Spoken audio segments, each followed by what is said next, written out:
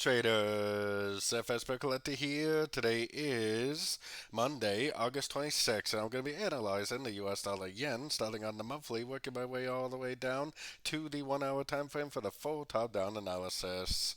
So on the monthly, we definitely does look like we have a end of a wave 5 right here. And if it is the end of a wave 5, then it will likely take out the low of wave 4. Now it doesn't have to take out the low of wave 4. It possibly could end up making a correction to the last 5 waves up to this move up right here. But if it is the end of a wave 5, which it definitely looks like it is, then it will eventually take out the low of wave 4. But realize that this is the monthly time frame, and that could take even a year or more to play out. So going down to the weekly time frame, I still think this first push down is all just one trend. This one trend is not over, and I think it's either a wave A or wave 1. I definitely don't care to know the difference between an A or a 1 because the trading strategy is exactly the same for a wave A and a wave 1, which is looking for sorts of time frames. Taking it down to the daily time frame. On the daily time frame, I think we're in a wave 5 right now. I think someplace up here we got a 1, 2. I think this is a wave 3. I think this is a 4. I think we're in a wave 5. Most wave 5s do take out the low of wave 3. It doesn't always happen. Most of the time it does though. So for now, I'm definitely still looking for sorts of time frames. Taking it down to the 4 hour time frame.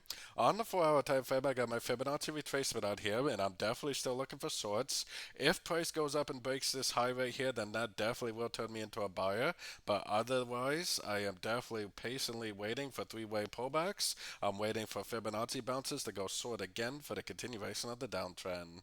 So taking it down to the 1 hour time frame, I think this push down that we have on the 1 hour time frame is likely over.